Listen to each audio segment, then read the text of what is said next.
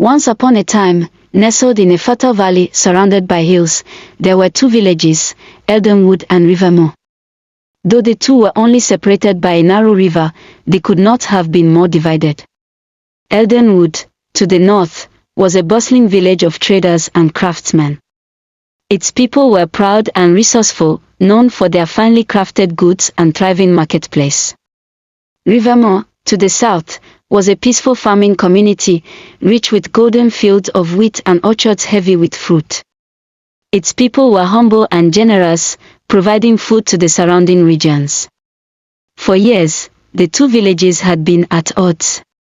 The rivalry had started generations ago over a simple misunderstanding, a dispute about which side of the river truly owned a small patch of land.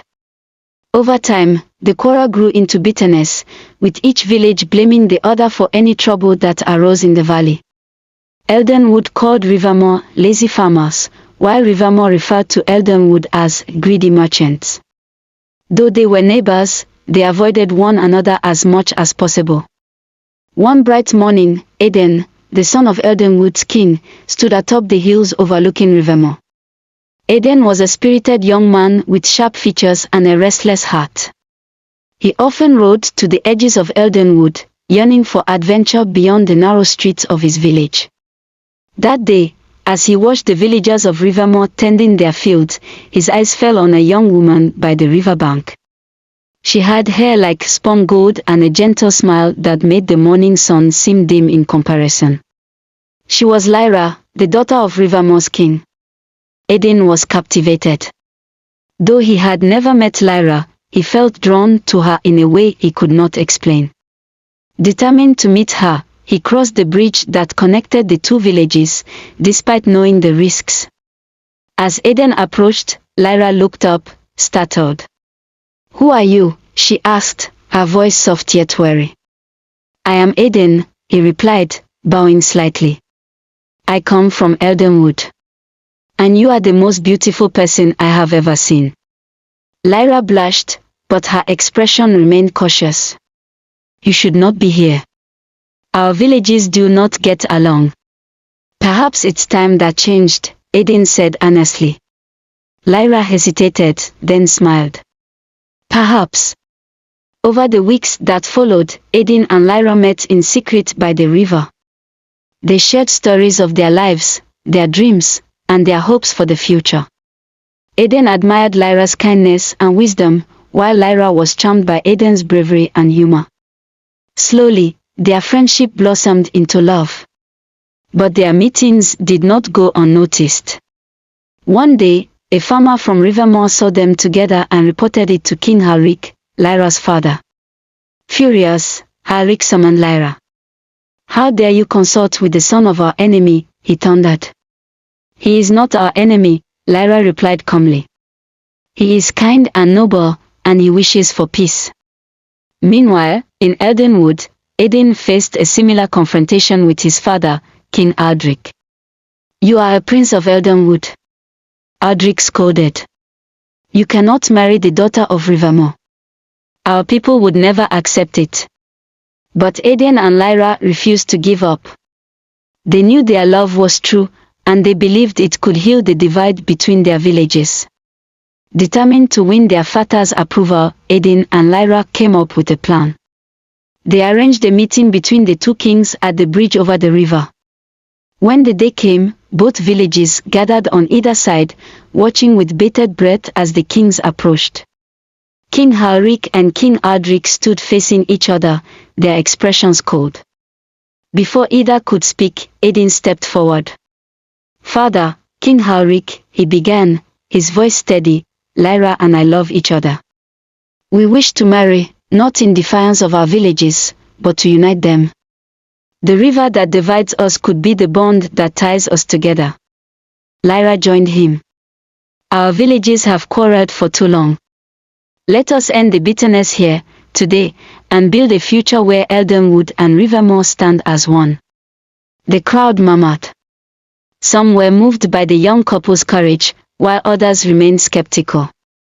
The two kings stared at each other for a long moment, their pride battling with the truth of their children's words.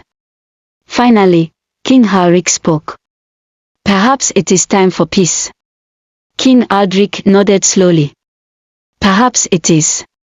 The wedding of Aiden and Lyra was held on the bridge, with villagers from both sides coming together to celebrate.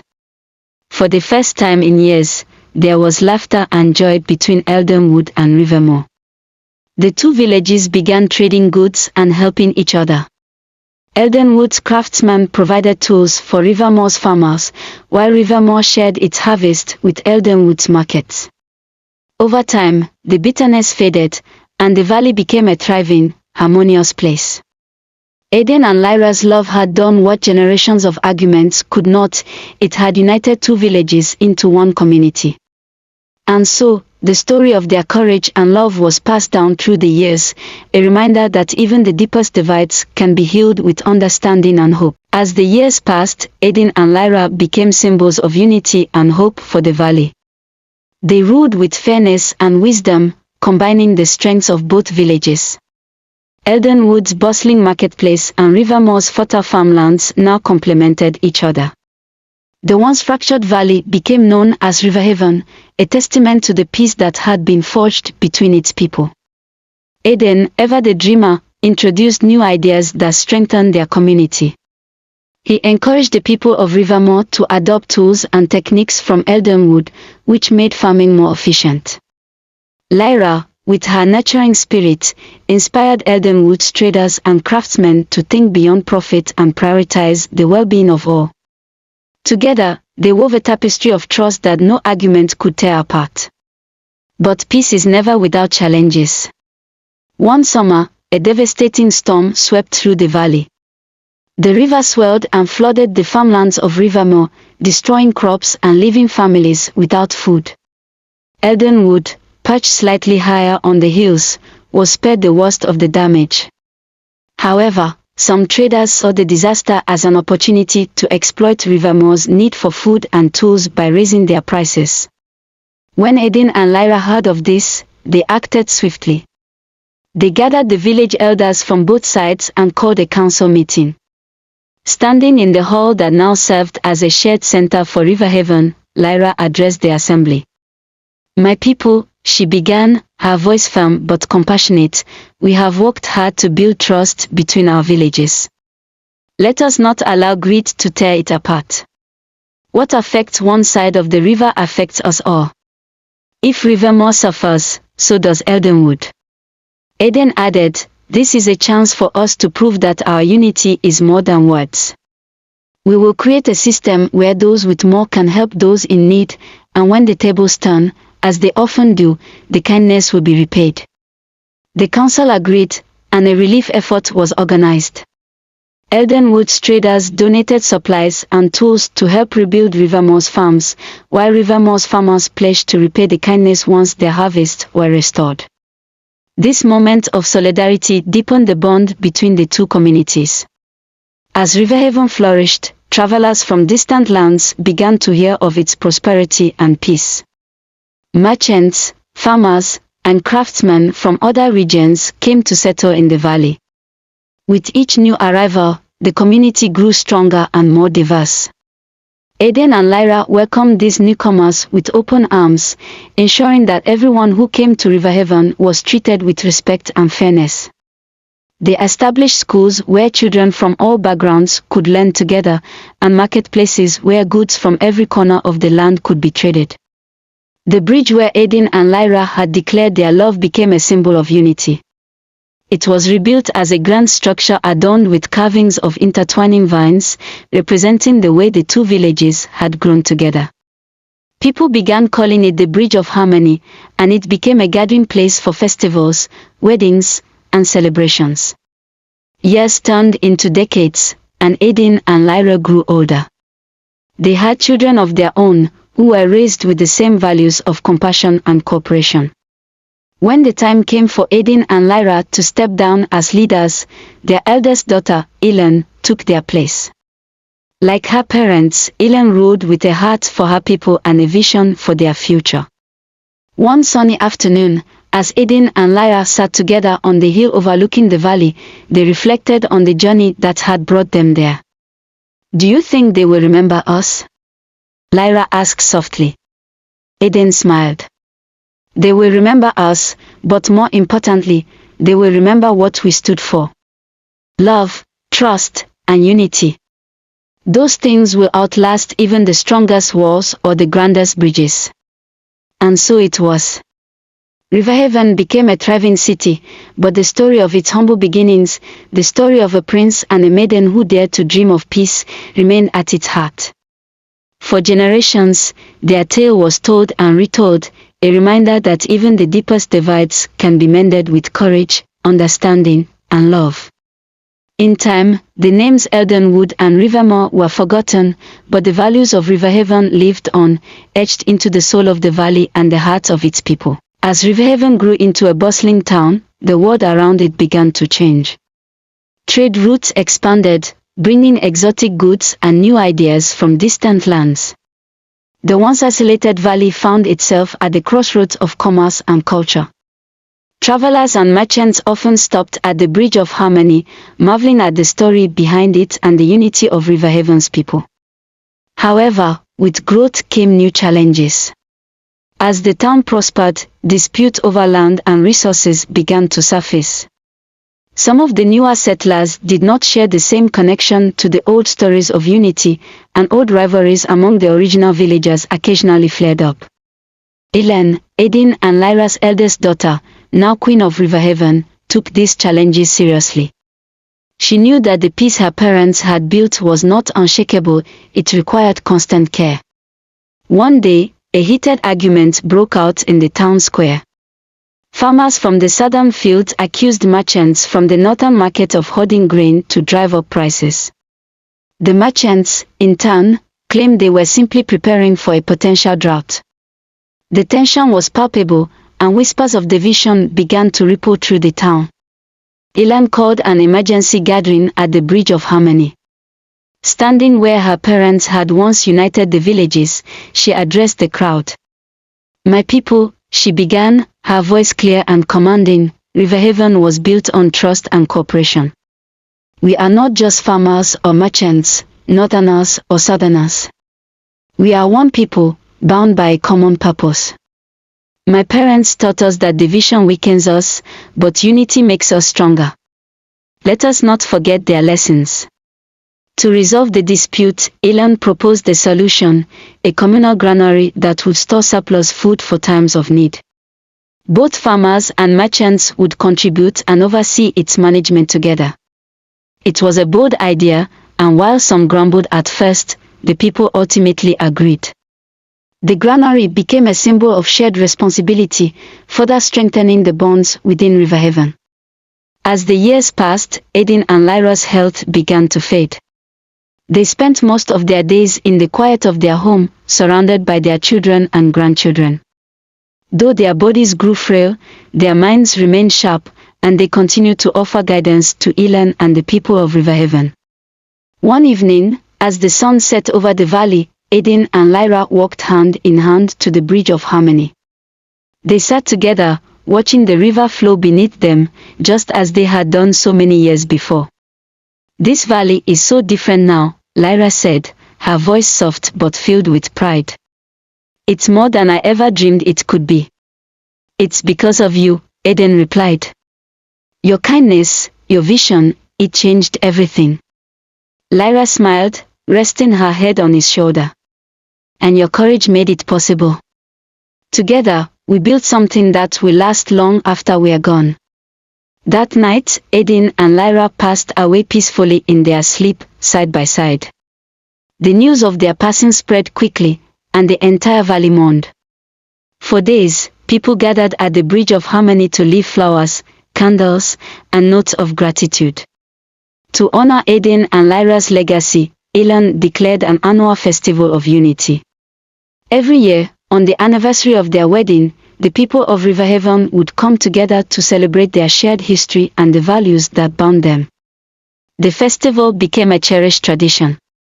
Farmers and merchants, craftsmen and scholars, young and old, all gathered at the Bridge of Harmony to share food, stories, and laughter.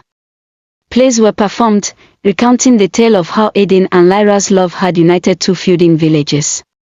Children would reenact the famous meeting at the riverbank, their laughter echoing through the valley. The Festival of Unity reminded everyone of the importance of compassion and understanding, even as the world around them continued to evolve. Centuries later, Riverhaven had grown into a thriving city, its roots stretching far beyond the valley. The Bridge of Harmony, now a grand stone structure, stood as a testament to the love and vision of Aiden and Lyra. Their story was taught in schools, carved into the walls of the town hall, and sung by minstrels in every corner of the land. Though the world had changed, the people of Riverhaven remained steadfast in their commitment to unity.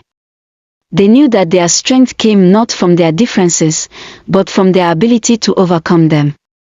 And so, the legacy of Aiden and Lyra lived on, not just in the valley they had called home, but in the hearts of all who heard their story, a timeless reminder that love and understanding can bridge even the deepest divides. As Riverhaven grew into a thriving city and a beacon of unity, the outside world began to take notice.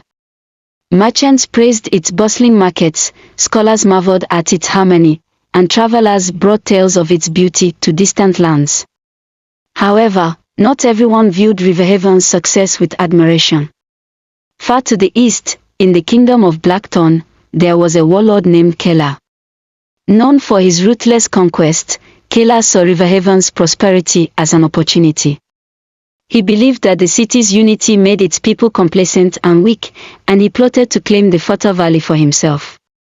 Kela began by sending spies disguised as traders and travelers into Riverhaven. They quietly spread rumors of mistrust among the people, whispering that the granary was being unfairly managed, that taxes favored merchants over farmers, and that newcomers were being given more rights than long-time residents. At first, the people of Riverhaven dismissed these rumors, but over time, the seeds of doubt began to grow. Ellen, now a wise and seasoned ruler, noticed the growing tension. Disputes became more frequent during council meetings, and the unity that had held Riverhaven together for generations seemed to be unraveling. One day, a heated argument erupted in the council hall. Representatives of the farming community accused the merchants of hoarding profits, while the merchants claimed the farmers were demanding unfair subsidies. "This is not who we are," Ellen cried, her voice filled with frustration. "Have we forgotten the lessons of my parents and the struggles we overcame to build this city?" But the council was too divided to hear her. Ellen knew that the city's unity was at risk, and with it, everything her parents had built. Desperate for guidance, Ellen visited the tomb of Aiden and Lyra, which had been built beneath the Bridge of Harmony. Kneeling before their resting place, she whispered, "Mother, Father, what would you do? How do I mend what is breaking?" As she sat in silence, her mind drifted to the stories her parents had told her as a child, how they had crossed the river to meet as equals, how they had faced opposition together, and how they had brought their people to the bridge to unite them. "The bridge," she murmured, a glimmer of inspiration lighting her eyes. Ellen called for a great assembly at the Bridge of Harmony. Everyone in the city, from the wealthiest merchants to the humblest farmers, was invited to attend. When the day came, the bridge was packed with people, their faces reflecting both curiosity and doubt. Standing at the center of the bridge, Ellen spoke. "My people, this bridge is more than stone and mortar. It is a symbol of who we are and what we stand for. It was here that my parents united our ancestors, and it is here that we must decide our future. I have heard your grievances, your fears, and your doubts. But let me ask you this, if Riverhaven falls apart, who will gain? Not the farmers, not the merchants, not any of us who call this city home. We are stronger together than we could ever be apart." Ellen then proposed a challenge to remind the people of their shared strength.